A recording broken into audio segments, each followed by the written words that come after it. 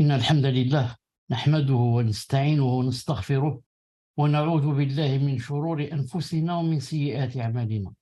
من يهده الله فلا مضل له ومن يضلله فلا هادي له، وأشهد أن لا إله إلا الله وحده لا شريك له، وأشهد أن محمدا صلى الله عليه وسلم عبده ورسوله. يا أيها الذين آمنوا اتقوا الله حق تقاته ولا تموتن إلا وأنتم مسلمون.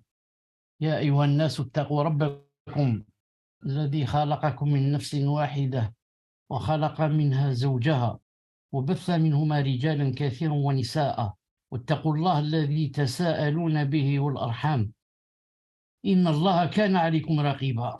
يا أيها الذين آمنوا اتقوا الله وقولوا قولا سديدا يصلح لكم أعمالكم ويغفر لكم ذنوبكم، ومن يطع الله ورسوله فقد فاز فوزا عظيما. ألا إن أصدق الكلام كلام الله، وخير الهدي هدي محمد صلى الله عليه وسلم، وشر الأمور محدثاتها، وكل محدثة بدعة، وكل بدعة ضلالة، وكل ضلالة في النار. تفضل Bismillah, سمير. walhamdulillah, wassalatu wassalam ala rasulillah. Marhaban bikum, bienvenue à vous en ce jeudi 13 Jumad al-Akhira 1444 de l'Hégire, correspondant au 5 janvier 2023. Pour ce 18e cours sur Mukhtasar Sirati Nabi sallallahu alayhi wa sallam wa Sirati Ashabihi al-Ashara radiyallahu ta'ala anhum. Le résumé de la biographie du prophète alayhi salatu wassalam et de ses 10 compagnons, qu'Allah les agrée, de l'imam, le savant, Abdul Ghani al-Maqdisi, qu'Allah Azza wa Jal lui fasse miséricorde, et expliqué par notre cheikh ici présent, Abu Abdillah Muhammad Chalabi, hafidhahullahu ta'ala. معجزات النبي صلى الله عليه وسلم. فصل في معجزاته صلى الله عليه وسلم. فمن أعظم معجزاته وأوضح دلالاته القرآن العزيز الذي لا يأتيه الباطل من بين يديه ولا من خلفه، تنزيل من حكيم حميد، الذي أعجز الفصحاء وحير البلغاء وأعياهم أن يأتوا بعشر سور مثله أو بسورة أو آية، وشهد بإعجازه المشركون وأيقن بصدقه الجاحدون والملحدون. Les miracles du prophète alayhi salatu wassalam. Chapitre sur ces miracles, sallallahu alayhi wa sallam. Parmi ces miracles les plus grandioses et les plus explicites, le noble Coran, celui que le faux n'atteint d'aucune part, ni par devant, ni par derrière. C'est une révélation émanant d'un sage digne de louange. Fussilat, verset 42. Celui qui, tant il est inégalable, a rendu impuissants les orateurs et déconcerté les éloquents. Ils n'ont pas pu, malgré le harassement, produire 10 sourates semblables à lui, ou même une sourate, ou ne serait-ce qu'un seul verset. Alors les associateurs eux-mêmes ont témoigné de son miracle, tout comme les négateurs et profanateurs ont acquis la certitude de sa véracité. Donc le Coran, alhamdoulilah, le noble Coran, qui est un attribut de Allah Azza wa Jal, sa parole, qui est un attribut de Allah Azza wa Jal, de l'essence, et aussi attribut de l'acte. Donc c'est vraiment, ça a été vraiment un défi. D'ailleurs, ils n'ont pas pu venir avec une sourate seulement, pas 10, comme dans le premier défi. Non, même une sourate, pas possible. Même un verset, c'est pas possible.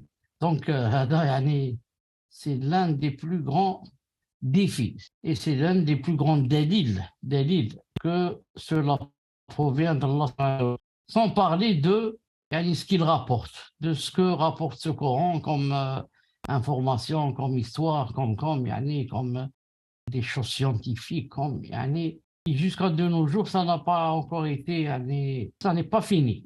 Non. Il y a toujours des choses nouvelles qu'on découvre dans le Coran.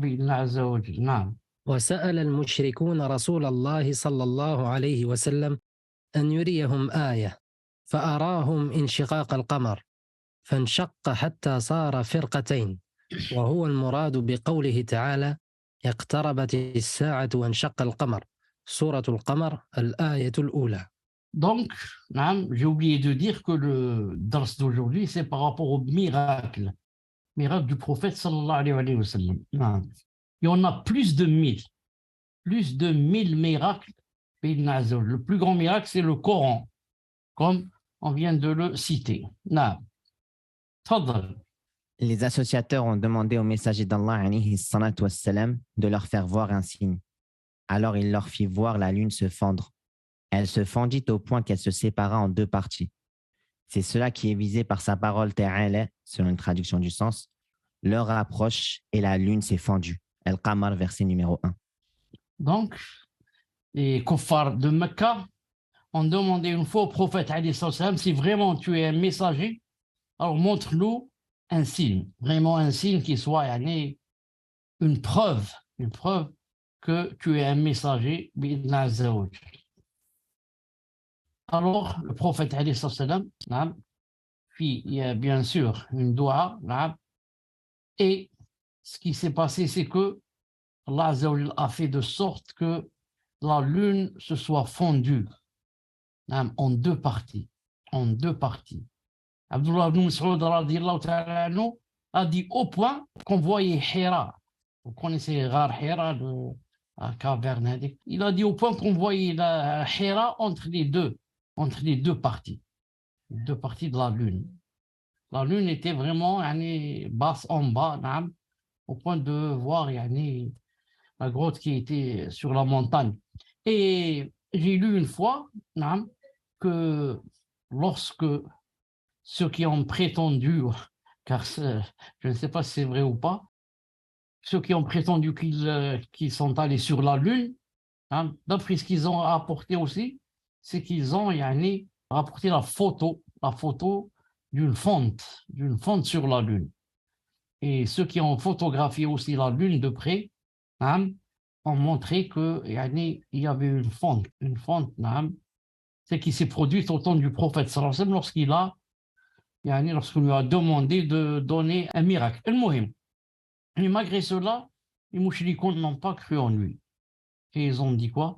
Ils ont dit ça c'est du sihr. Il a ensorcelé nos yeux. On ne voit pas bien, sinon la lune ne s'est pas fondue. Comme ça ils ont dit. وقال رسول الله صلى الله عليه وسلم إن الله تعالى زوى لي الأرض فرأيت مشارقها ومغاربها وسيبلغ ملك أمتي ما زوي لي منها رواه مسلم. Le messager d'Allah sallallahu alayhi wa sallam a dit, certes, Allah ta'ala a rassemblé la terre pour moi. J'ai ainsi vu l'Orient et l'Occident et le royaume de ma communauté atteindre tout ce qu'on a rassemblé pour moi. Donc ça aussi c'est un miracle. Quelqu'un qui est sur cette terre ne peut voir plus loin que ce que peut voir ses yeux, c'est tout. L'horizon au maximum. Il ne peut pas voir tout ce qu'il y a, par exemple, sur la terre. Mais Allah Ta'ala a rassemblé toute la terre au prophète, comme nous, par exemple, le globe terrestre. Le globe terrestre, il a rassemblé toute la terre. Et il lui a montré l'Orient et l'Occident, et ainsi que jusqu'où va arriver le royaume de sa communauté, sallallahu alayhi wa sallam. L'endroit où l'islam va être répandu, et ça aussi, c'est un miracle. Ça aussi, ça fait partie des miracles du prophète, sallallahu alayhi wa sallam. Fadal. وصدق الله قوله بأن ملك أمته بلغ أقصى المشرق والمغرب ولم ينتشر في الجنوب ولا في الشمال. Allah a rendu véridique sa parole, alayhi salatu wassalam, à savoir que le royaume de sa communauté atteindra le bout de l'Orient et de l'Occident. Il ne s'est pas propagé dans le sud ni vers le nord. Subhanallah al-Azim. Donc Allah Azza wa Jal a rendu sa parole véridique, ce qu'a dit le prophète alayhi salam, parce qu'il a dit que son royaume, le royaume de sa communauté, allait atteindre le bout de l'Orient et de l'Occident. Et c'est ce qu'on voit dans la réalité. L'islam s'est propagé de l'Orient à l'Occident. Et ce n'est pas du sud vers le nord ou bien du nord vers le sud. Subhanallah al-Azim. Donc exactement comme l'a prévu le prophète sallallahu alayhi wa sallam, qui lui-même bien sûr ne parle jamais de sa tête ou de ses patients. إن هو إلا وحي يوحى. نعم. وكان يخطب إلى جذع فلما اتخذ المنبر وقام عليه حن الجذع حنين العشار حتى جاء إليه والتزمه وكان يئن كما يئن الصبي الذي يسكت ثم سكن رواه البخاري. Il, sallallahu alayhi wa sallam, délivrait son sermon sur un tronc. Puis, quand il, alayhi salatu wa sallam, prit un minbar et monta dessus, le tronc sanglota à la manière d'une chamelle qui met bas. Alors le prophète, sallallahu alayhi wa sallam, s'approcha et se colla à lui, tandis que le tronc geignait comme un enfant qu'on console, avant de finir par se calmer. Au début, le prophète sallallahu alayhi wa sallam n'avait pas de mimbar. N'avait pas de mimbar. Il y avait un tronc d'arbre sur lequel il s'appuyait et faisait son sermon. Ensuite, vous connaissez peut-être le hadith dans Sahih Muslim et autres, qu'une femme lui proposa un mimbar. C'était son fils qui a construit ce mimbar. Si je ne me trompe pas, c'était un mimbar, si je ne me trompe pas. Ensuite, quand on lui ramena donc pour la première fois le mimbar, il monta dessus pour faire le sermon. Alors, ce qui se passa, c'est que il mit ce mimbar pas loin du tronc sur lequel il faisait ses sermons. Alors le tronc, qu'est-ce qui lui arriva? Il sanglota à la manière d'une chamelle qui met bas. Alors le prophète s'approcha de lui et se colla à lui, tandis que le tronc geignait comme un enfant qu'on console avant de finir par se calmer. Donc, le tronc a commencé à sangloter et on entendait comme ça des gémissements, comme un bébé qui gémit, au point que le prophète l'étreigna comme ça, l'enlaça et, disons, le caressa jusqu'à ce qu'il se tue bi'idhni azza wa jal. Ce qui prouve que, bien sûr, ça c'est aussi un grand miracle, qu'un tronc agisse de cette manière et que quelqu'un puisse le calmer, le consoler bi'idhni azza wa jal. Et ça n'arrive qu'à un prophète, un messager bi'idhni azza wa jal. تفضل. ونبع الماء من بين أصابعه صلى الله عليه وسلم غير مرة. L'eau a jailli entre ses doigts plus d'une fois, alayhi salatu wassalam. Des fois, ils étaient au manque d'eau. Alors, où trouver cette eau? Creuser un puits, c'est pas comme ça facile.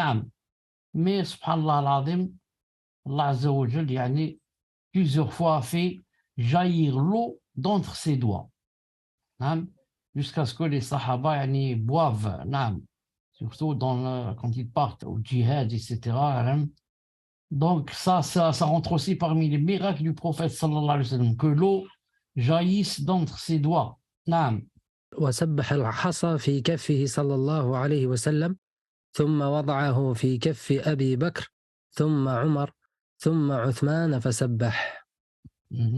Des pierres ont prononcé le tasbih dans sa main, alayhi salatu wassalam. Tasbih, c'est-à-dire le fait de dire subhanallah. Puis il, alayhi salatu wassalam, les mit dans celle d'Abu Bakr, puis de Omar, et enfin de Uthman. Et elles ont prononcé le tasbih à chaque fois. Sauf des cailloux, subhanallah, des pierres qui disent subhanallah, dans les mains du prophète sallallahu alayhi wa sallam. Ensuite, il les met dans la main, on a les mains de Abu Bakr, et elle n'arrête pas de dire subhanallah, subhanallah. Ensuite, dans les mains de Omar, subhanallah, subhanallah. Ensuite, dans les mains de Uthman, subhanallah, subhanallah, et elle dit subhanallah, subhanallah, subhanallah.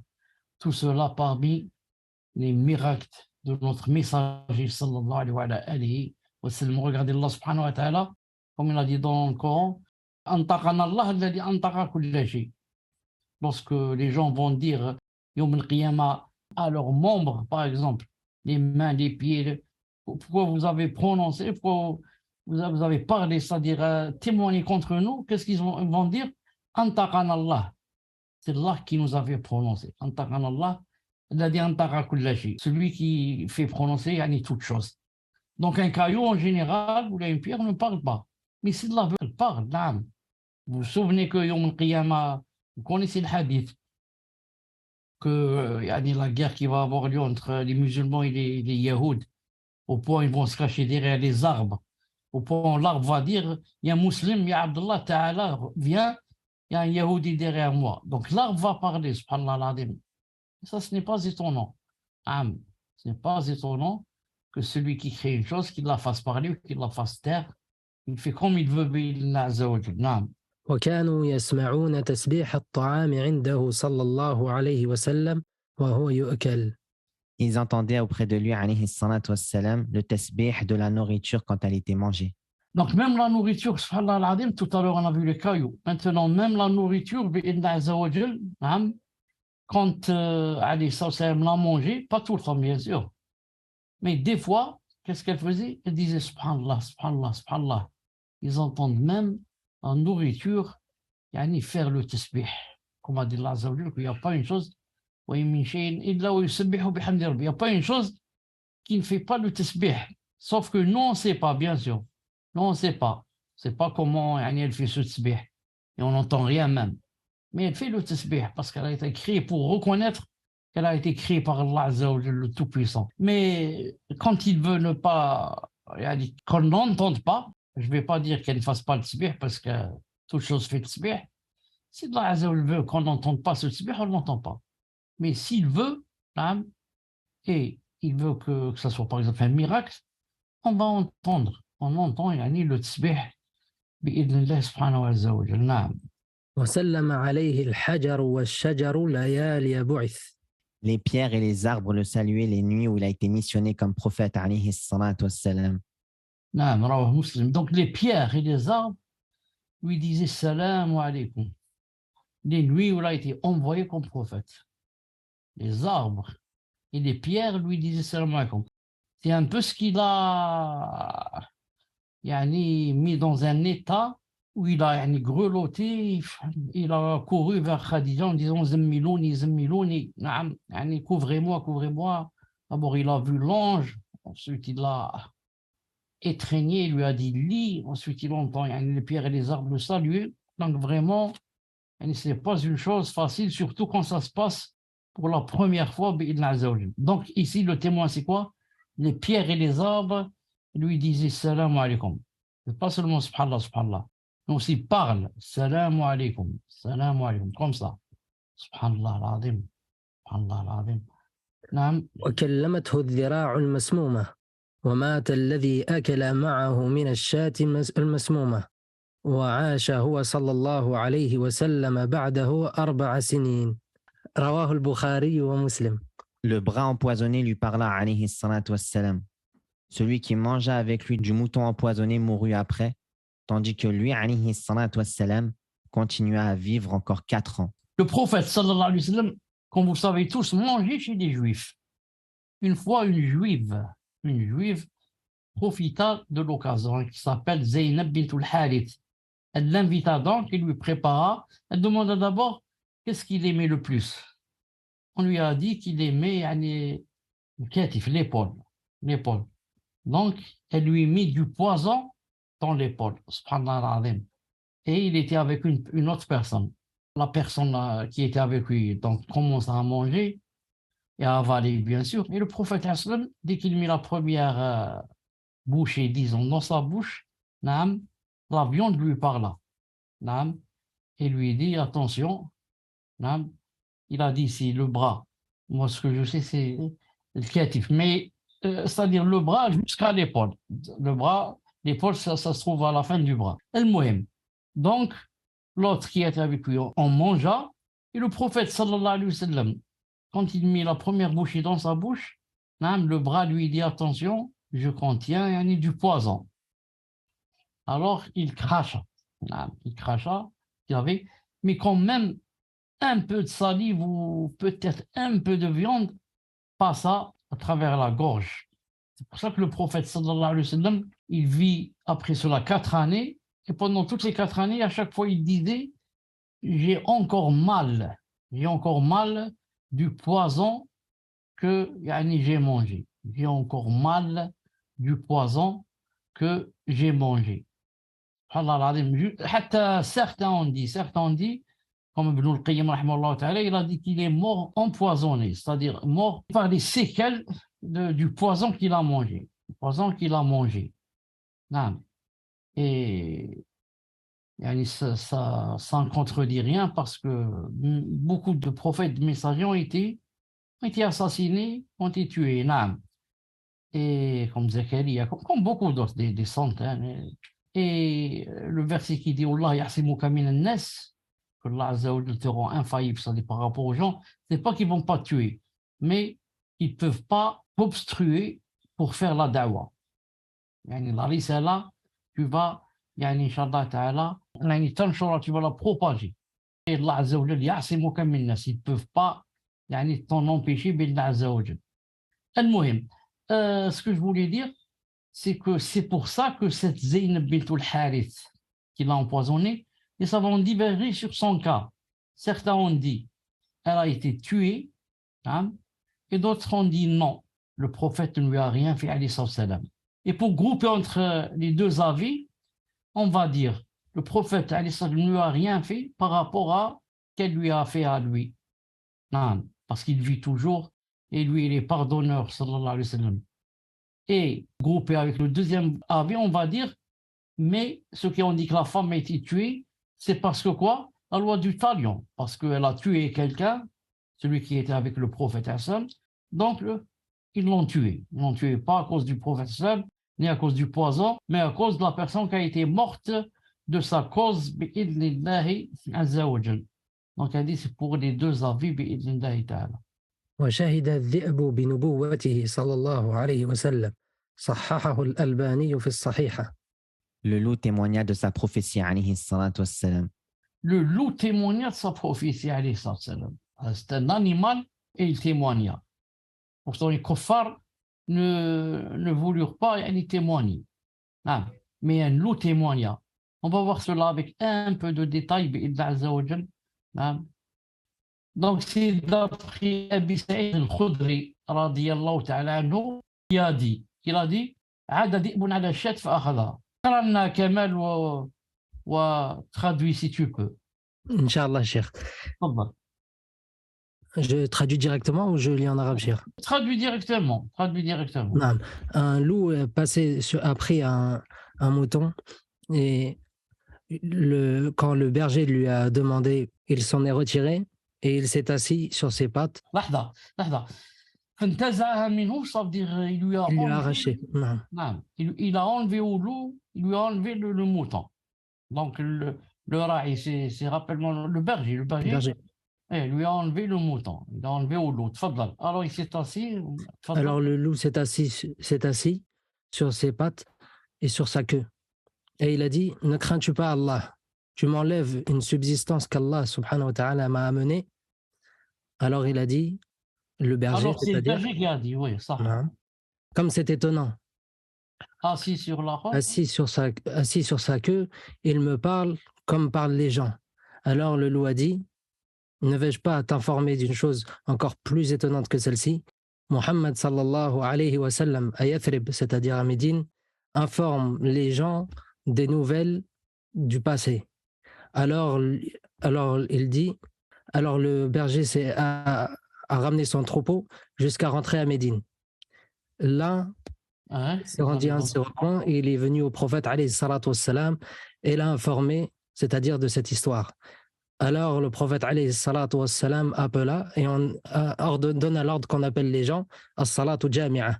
Puis il sortit et il dit au berger, informe-les. Alors il les informa, c'est-à-dire aux gens, et le prophète alayhi salatu wassalam dit, il a dit vrai, par celui qui détient l'âme de Mohammed entre ses mains, l'heure n'arrivera pas jusqu'à ce que les prédateurs parlent aux gens et que l'homme parle au bout de son fouet, ainsi qu'à ses lacets, et que sa cuisse l'informera de ce qu'ont fait sa famille après lui, rapporté par Ahmed et authentifié par Cheikh Al-Albani. Jazakallah khair. Donc, vous voyez ici qu'un loup a pris un mouton et que lorsque le berger le lui a pris de sa bouche, il s'est assis et il a dit au berger, tu crains pas Allah Azza wa Jal?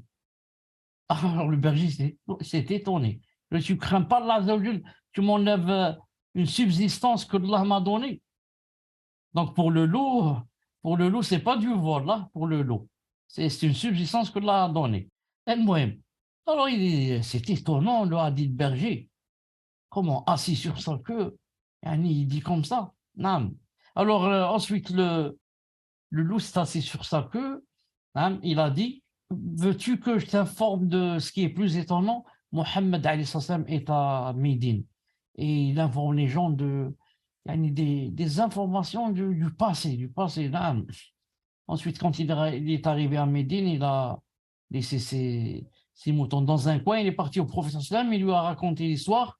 Alors le prophète sallam a dit, appelle les gens, regroupe les gens, et il a dit au berger, informe les gens pour qu'ils t'entendent. Si je vais dire moi comme ça, peut-être qu'ils vont dire, c'est pas ce qu'ils vont dire, mais là c'est toi le témoin. L'histoire est arrivée à toi. Raconte-leur. Il leur a raconté ce qui s'est passé. Qu'un loup m'a parlé. Alors le professeur m'a dit, Sadaq, il a dit vrai.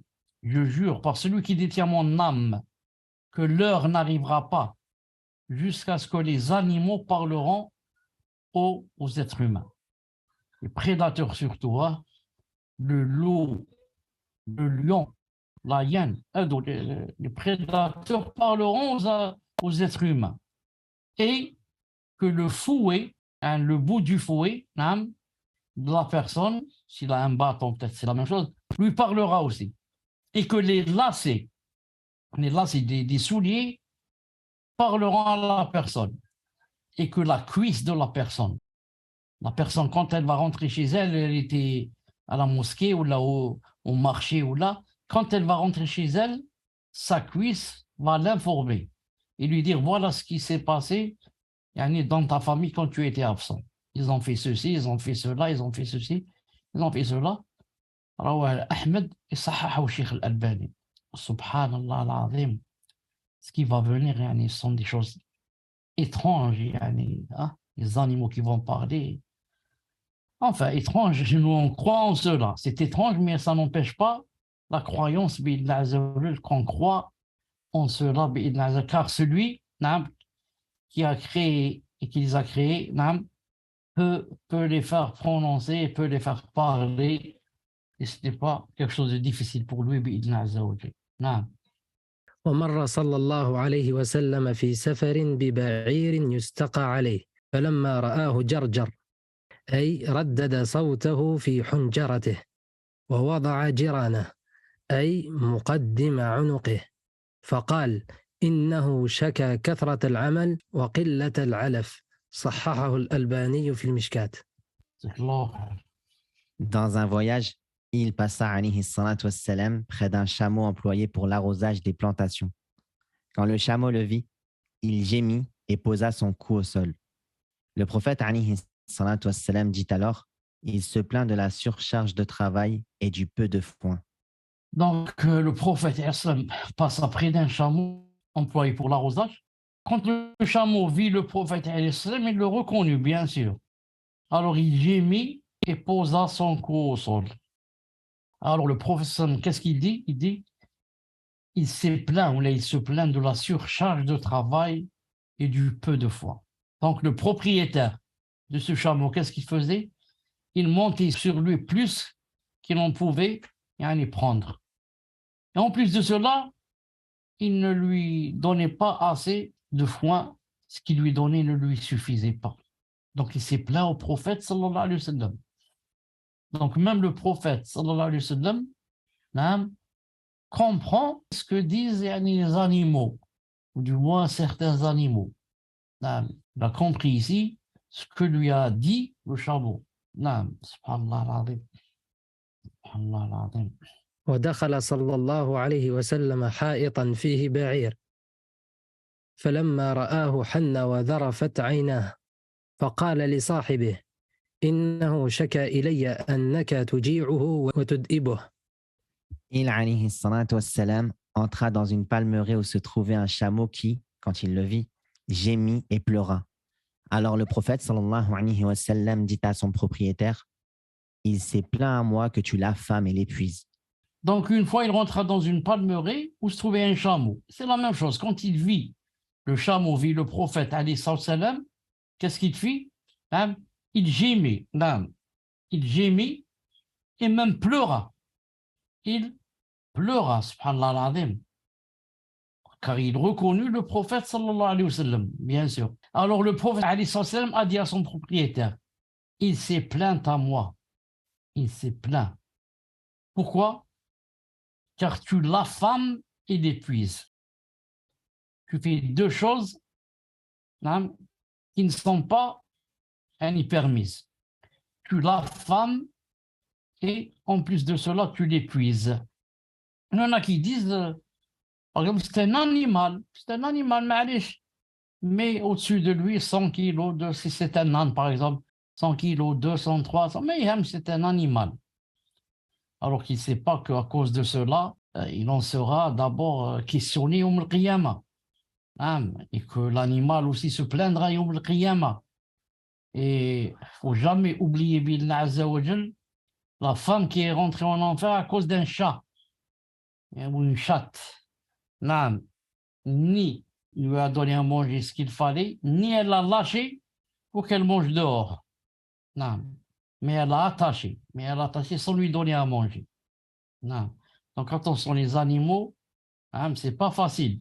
Tu sais que tu n'as pas le temps ou là, les moyens ou là, de le nourrir et de le soigner s'il est malade. Et alors, débarrasse-toi de cet animal.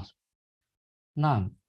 ودخل صلى الله عليه وسلم حائطا آخر فيه فحلان من الإبل وقد عجز صاحبهما عن أخذهما فلما رآه أحدهما جاءه حتى برك بين يديه فخطمه ودفعه إلى صاحبه فلما رآه الآخر فعل مثل ذلك. Dans une autre palmeraie, il alayhi salatu wassalam, trouva deux chameaux dont le propriétaire avait grande peine à les saisir. Quand l'un d'eux vit le prophète alayhi salatu wassalam, il vint et s'assit devant lui. Alors il lui mit sa bride avant de le diriger vers son propriétaire. Quand le deuxième chameau le vit, il fit comme le premier. Dalaïl al-Nubuwah d'Abu Na'im.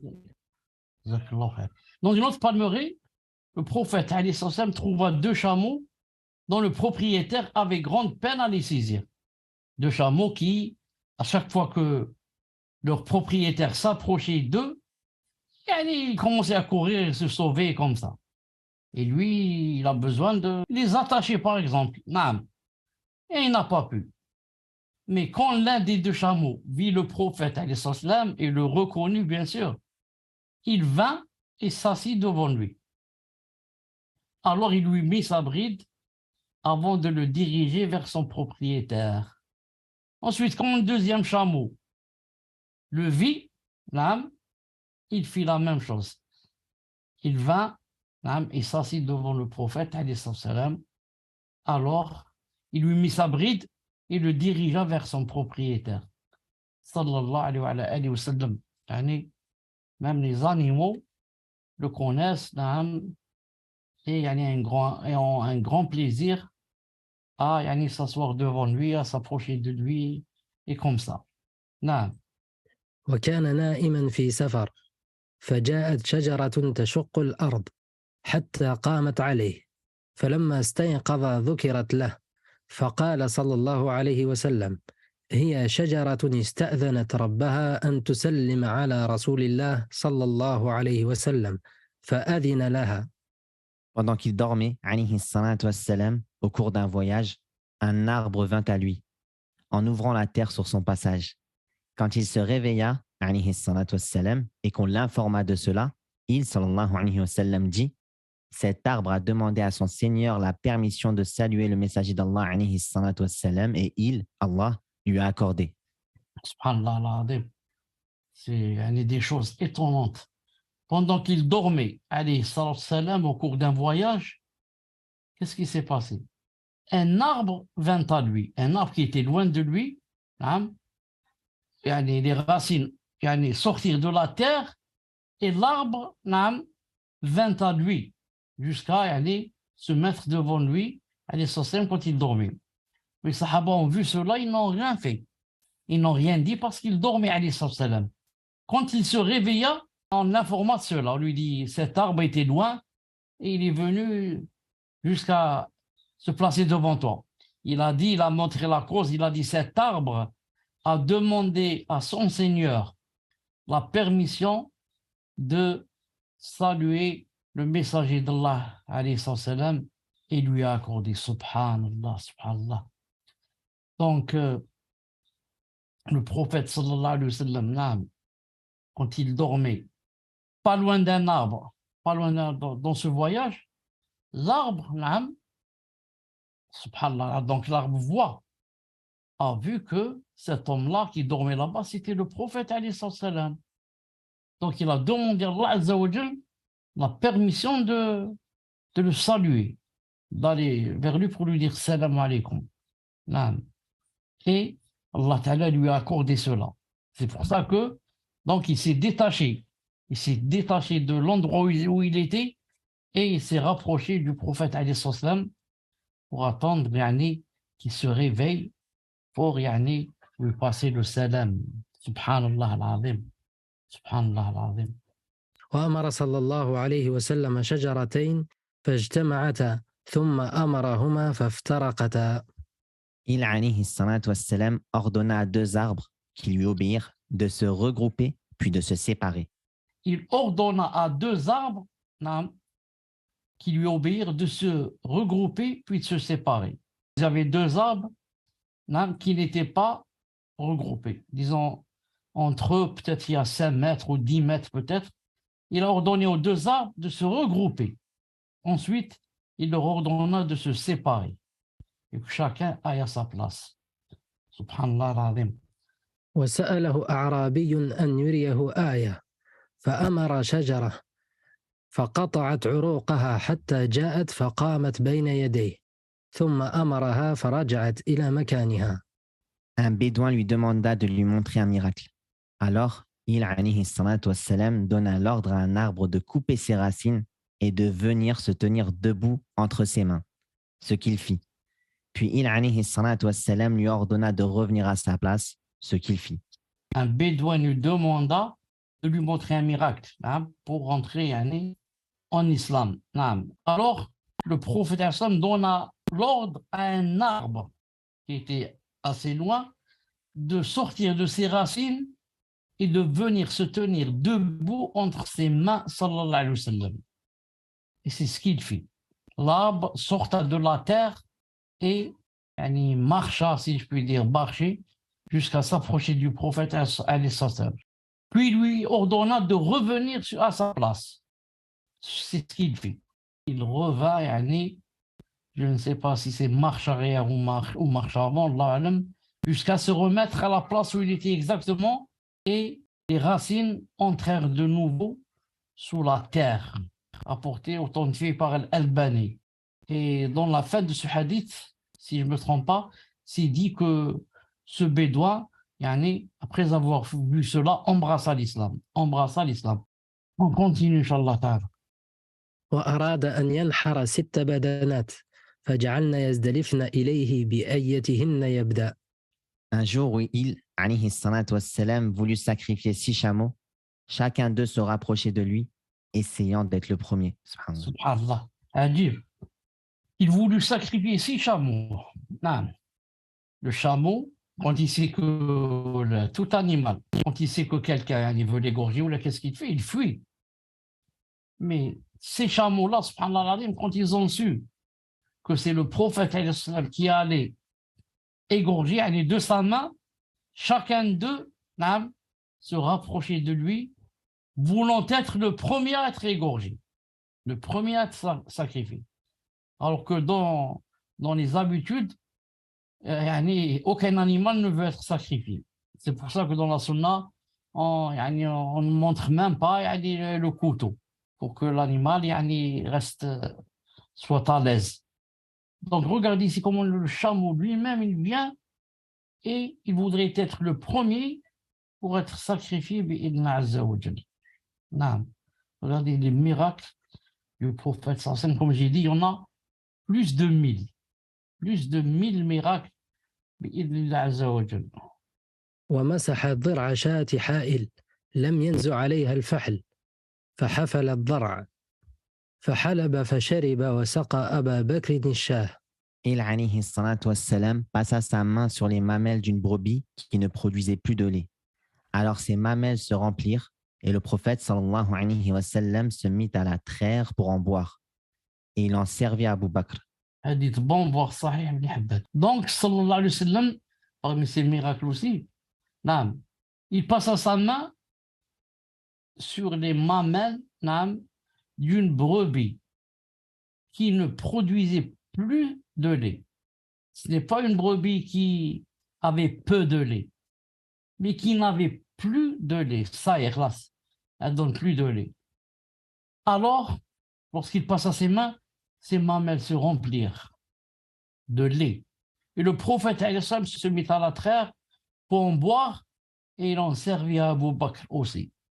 Sallallahu alayhi wa sallam, comme Allah Ta'ala lui a donné la baraka dans ses mains, sallallahu alayhi wa sallam, au point de, s'il touche les mamelles d'une brebis qui n'a plus de lait, ça se remplit de lait jusqu'à en boire et en donner بإذن عز وجل. نعم. ونحو هذه القصة في خيمتي أم عبد الخزاعية.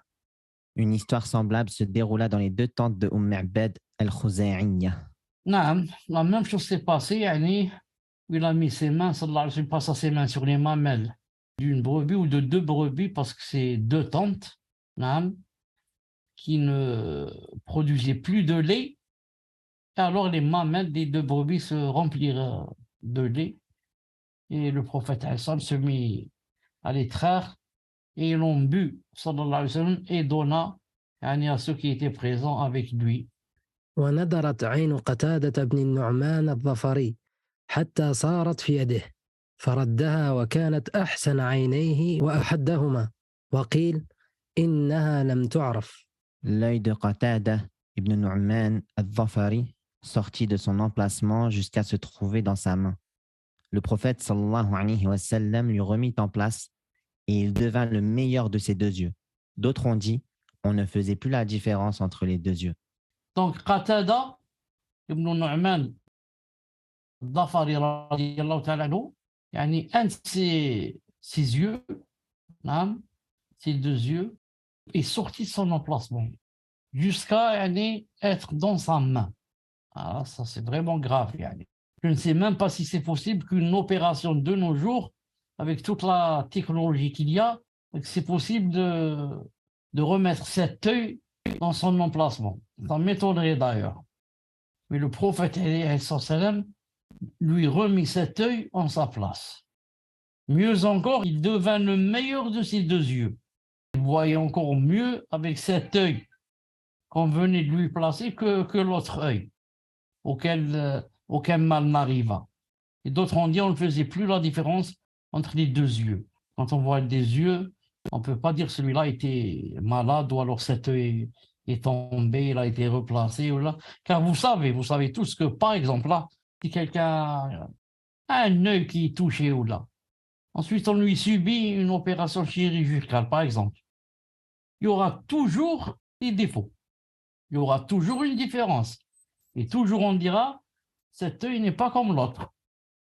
L'autre qui est toujours comme Allah l'a créé, et l'autre il a été touché par l'ophtalmologue ou par l'opticien, je ne sais pas qui, ou par le professeur qui lui a fait une opération.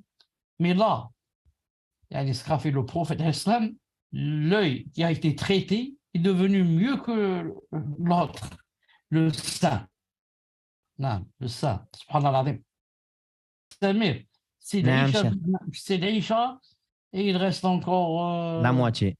La moitié. On laisse ça pour 2 ou 3 jours, Inch'Allah. بإذن الله شيخ جزاكم الله خيرا أحسن الله أحسن الله إليكم شيخ. أحسن الله إليكم تموسي بارك الله فيكم. وفيكم. سبحانك اللهم وبحمدك أشهد أن لا إله إلا أنت أستغفرك وأتوب إليك. السلام عليكم ورحمة الله وبركاته. Rappelle-toi Samir, on était diapo 18, on commence diapo 18. Très bien, نعم, j'ai fait une capture d'écran. جزاكم الله خيرا شيخ أحسن الله إليكم. السلام عليكم ورحمة الله وبركاته. وعليكم السلام ورحمة الله. آمين آمين آمين.